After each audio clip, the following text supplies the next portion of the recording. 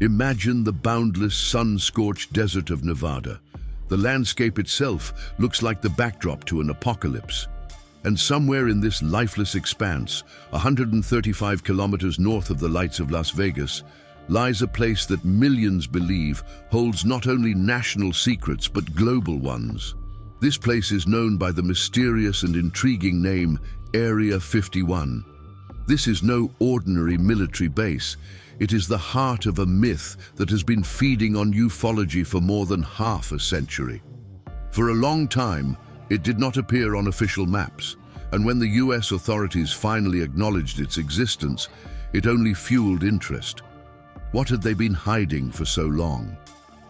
In 1955, when the Central Intelligence Agency, CIA, was looking for a suitable location to test its new, highly classified reconnaissance aircraft, its attention was drawn to an abandoned airfield located near the dry salt lake of GROOM Lake. The operation was codenamed Project Aquatown, and the base itself was ironically nicknamed Paradise Ranch, or Watertown. From that moment on, events that had no logical explanation began to occur over Nevada, which had previously been accessible only to rare miners and travelers. To understand the essence of Area 51, we must return to a key event in the history of ufology, the Roswell Incident of 1947. This was a turning point. Farmer W.B. Mac Brazel discovered debris in the New Mexico desert that, according to him, was unlike anything on Earth. Soon, the military claimed that it was just a weather balloon. A few hours later, a sensational news story appeared in the local newspaper. Air Force captures UFO on Roswell Ranch. Imagine nighttime, a cordoned-off area. Searchlights illuminate the scene where debris with incredible properties is being recovered. It does not burn, bend, or break, and is covered with strange alien hieroglyphs. They say that non-human biological samples were also found along with the debris. According to the most widespread and persistent legend, the most convincing evidence that could radically change our understanding of the universe was secretly transported to the most isolated and classified location. A few years later, this place would be named Area 51. Now, after the official recognition of the base's history, the military claims that all these years only reconnaissance aircraft tests were conducted there, U-2, Blackbird, and Nighthawk. They attribute hundreds of eyewitness accounts of fantastic flying objects capable of moving at speeds unimaginable for Earth technology and changing trajectories to optical illusions caused by the unusual shapes of experimental aircraft in the sunset. But for every official version of events, there is a more mysterious and exciting answer. Unidentified flying objects, UFOs, extraterrestrial technology, alien visits, and perhaps even the dissection, study, and copying of alien technology. While the whole world watches the perimeter closely with a warning that lethal force is permitted, we delve into the true history of the most secret place on the planet to sort through the documentary facts and separate them from the mystical legends. What lies hidden in the hangars, pierced by a blinding, unearthly light emanating from within? The history of Area 51 is, above all, a history of lies and cover-ups. While the whole world dreamed of aliens, the US government stubbornly denied the existence of this place. The Central Intelligence Agency's Aquatown project marked the beginning of the creation of this aircraft. After the end of the Korean War, the United States faced an acute problem: how to conduct reconnaissance over the territory of the USSR without risking provoking a nuclear conflict. It was necessary to create an aircraft that would surpass any fighter or anti-aircraft missile of the time in terms of its characteristics. And so the U-2 was born. A high-altitude reconnaissance aircraft capable of climbing to an altitude of 21 kilometers. To test such a machine, complete isolation was necessary. In April 1955, Skunk Works chief Kelly Johnson and CIA employees flew over Nevada. Their attention was drawn to an abandoned airfield located near the dry salt lake of GROOM Lake. They thought this place was suitable. It was isolated from populated areas, and the salty bottom of the lake served as a natural, perfectly flat runway for takeoff and landing, several kilometers long. The place was named Area 51 and was given the innocuous code name Paradise Ranch. The task was clear: to attract the best engineers and technicians to work in the desert, where they would have to work in complete secrecy. To conceal their activities, hangars, a control tower, and importantly facilities to support life were built in 3 months. A dining room, a cinema, and even a trailer park. Declassified CIA documents state, "We claimed that this was a place for hunters to relax. We invited pilots to go hunting in the sky." This is how the legend arose, which masked the real goal: the development of a spy plane. In 1956, when the Y-2 flights began, the myth of unidentified flying objects, UFOs, began to gain momentum. The aircraft demonstrated a flight altitude that was unattainable for commercial and even military aircraft of that period. While a typical passenger aircraft flew at an altitude of about 3 kilometers, the U-2 was at an altitude of more than 15 to 20 kilometers. Seeing a silver dot in the sky, hovering motionless in the rays of the setting sun, civil aviation controllers and pilots could not find a logical explanation for it. Airplanes flew at an altitude of 5 kilometers, and the object they observed was 3 to 4 times higher, and if it moved at all, it was at an unimaginable speed. The CIA quickly realized that stories about flying saucers were the perfect cover. The authorities dismissed every report of UFOs as meteorological phenomena or optical illusions. In reality, all these UFOs were simply their own highly classified aircraft. Unfortunately for the military, this convenient lie backfired when the myth of Area 51 collided with an unprecedented mysterious event in American history. Although Area 51 was created only 8 years after the Roswell incident, 1947, officially the two events are not related. Nevertheless, in the public consciousness, they merged into one thanks to one comprehensive and exciting idea. Where else but in the country's most secret base could an alien spacecraft and alien bodies be stored? Transporting and studying such sensational finds required a place with exceptional secrecy, access to leading aviation and nuclear engineers, and isolation from prying eyes. In this regard, legend has it that shortly after 1947, the wreckage of the crashed extraterrestrial spacecraft from Roswell, and possibly the non-human bodies found there, was secretly transported to an abandoned military field in Nevada, where Area 51 subsequently emerged. The most prominent and controversial proponent of this idea was a man who unexpectedly emerged from obscurity in the late 1980s. If Area 51 is the embodiment of a myth, then Bob Lazar is its herald. In 1989, Lazar, claiming to be a physicist, made a sensational statement. He worked in a secret unit codenamed Sector 4, or S4, located near Lake Papoose, close to Groom Lake. Lazar insisted that his task was to conduct research and reproduce the technology of extraterrestrial flying machines. In the hangars, I discovered 9 aircraft unlike anything on Earth. They were powered by an element called Element 115, a substance not found in the Earth's periodic table and used as fuel for their anti-gravity engines. According to Lazarus, information from the base's secret documents stated that the aliens came from the Zeta Reticuli star system. He described in detail the principle of operation of their engines, which was based on the use of a powerful nuclear field to distort space-time around the ship, allowing it to travel enormous distances almost instantaneously. Skeptics immediately pointed out gaps in his biography. In particular, his claim to have been educated at the Massachusetts Institute of Technology and the California Institute of Technology could not be confirmed. Lazar countered that his records had been deleted by the government during an operation to conceal information. Despite all the doubts, it was Bob Lazar's statements, broadcast on local Las Vegas television, that turned a local rumor into an international sensation, finally attracting the attention of the whole world and directing it to the Nevada desert and its deepest secret. After the success of U-2, Area 51 did not close, but, on the contrary, became even more active and secretive. When the Soviet Union shot down one of the U-2 aircraft in 1960, it became clear that the United States needed a new, even faster and more elusive reconnaissance aircraft.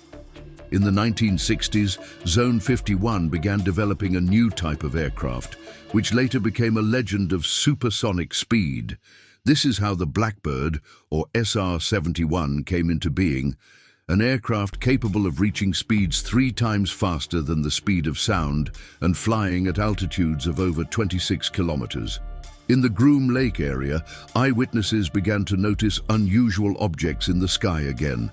This time, they were not just high-flying dots, but elongated cigar or triangle-shaped craft whose design seemed to violate the laws of aerodynamics.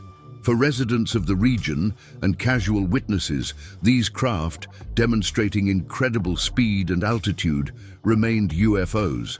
What people saw were tests of prototypes of the A-12, the predecessor of the Blackbird, and its modifications. These aircraft, painted in a special black paint to reduce radar visibility, looked like something out of a science fiction movie against the backdrop of the desert sky.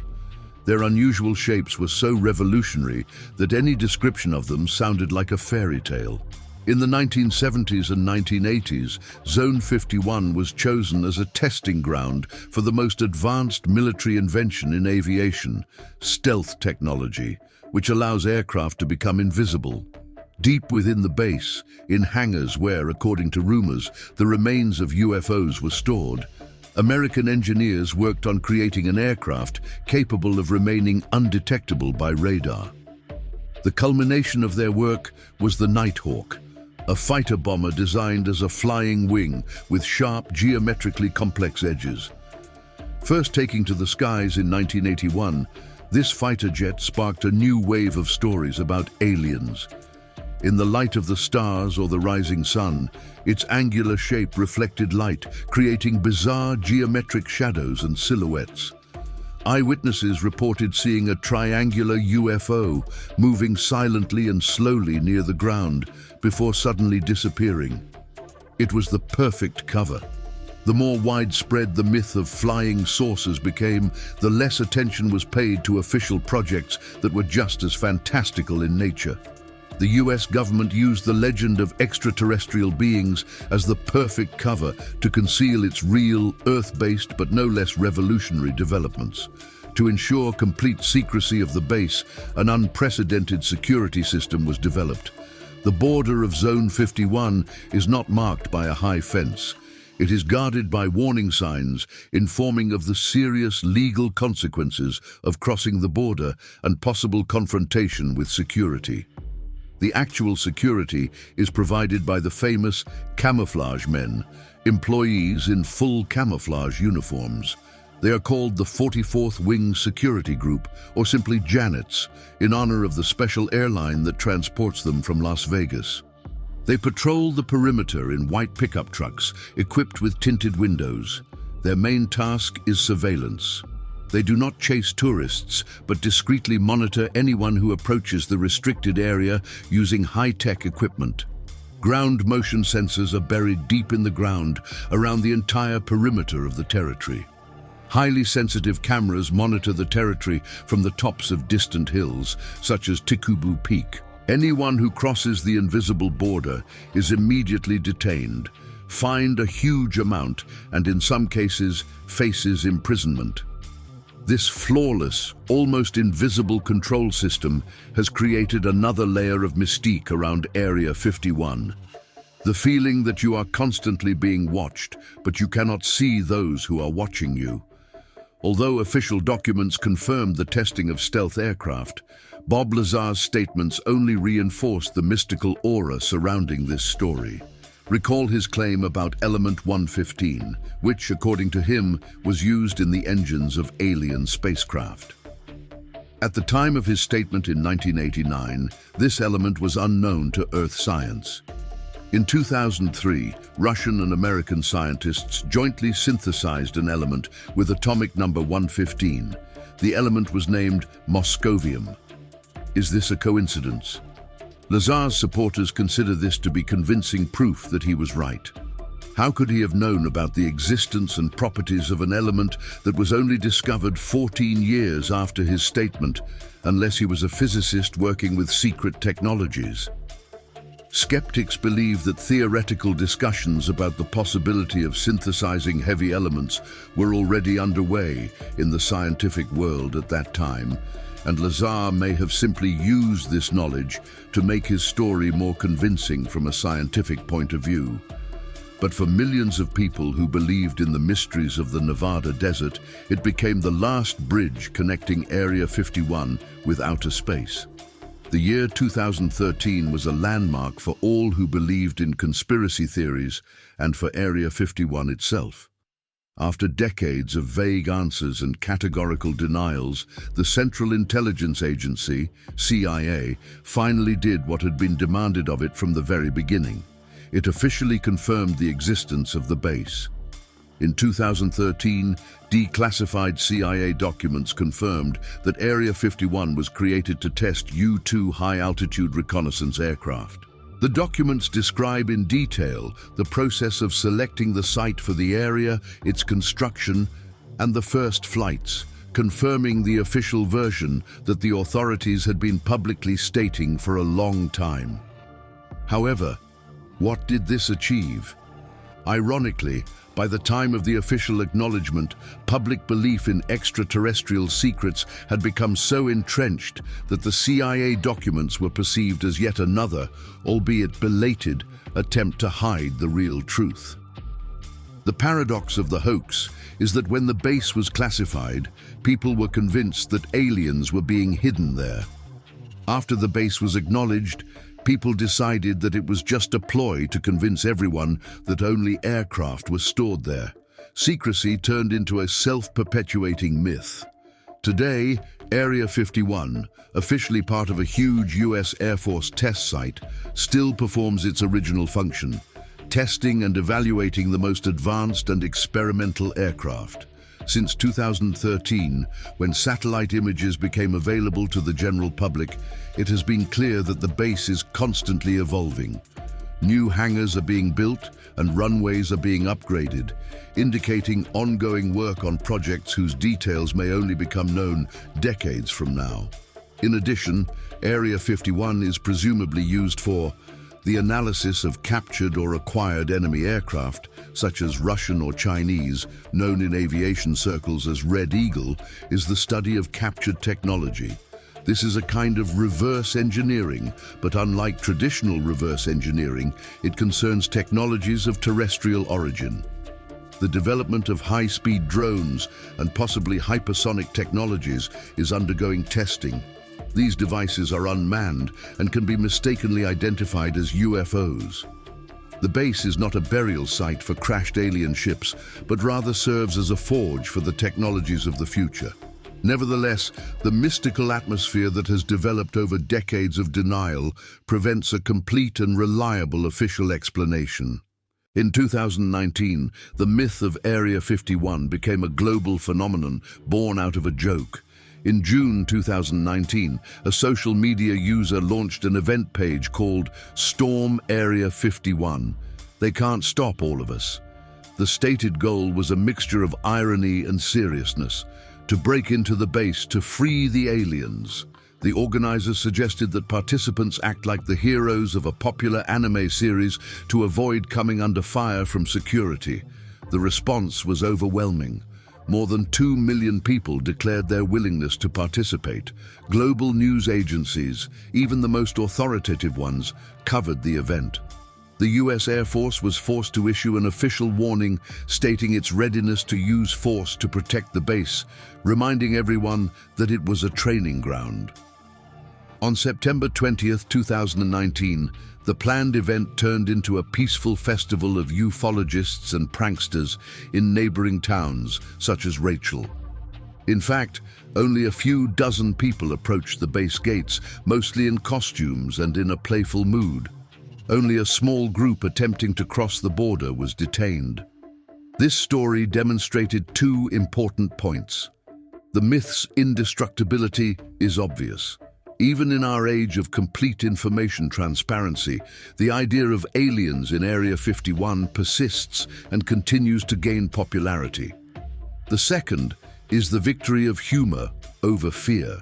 What once caused trepidation, associated with the threat of nuclear war and secret intelligence operations, has now become an element of pop culture and a global internet meme. Area 51 is not just a military base. It is a kind of mirror of our society, reflecting both our belief that there is something greater than ourselves and our deep, historically rooted distrust of the authorities. There is an official, documented version about the testing of U-2, Blackbird, and Nighthawk. But the mystical version, which tells of extraterrestrial technologies and beings, persists because it is more exciting and better explains the decades of strict secrecy and the unexplained lights that flash from time to time in the night sky over Nevada. Perhaps the truth lies somewhere in between. Perhaps the engineers who developed stealth technology believed in Roswell themselves and drew inspiration from legends of unusual alien designs. Or perhaps alien ships are a metaphor for technologies so far ahead of their time that they seem incredible and supernatural to ordinary people. The truth, as usual, lies hidden beneath thousands of feet of salty GROOM Lake in the Nevada desert, buried in the sands and guarded not only by modern sensors, but also by the indomitable power of our imagination.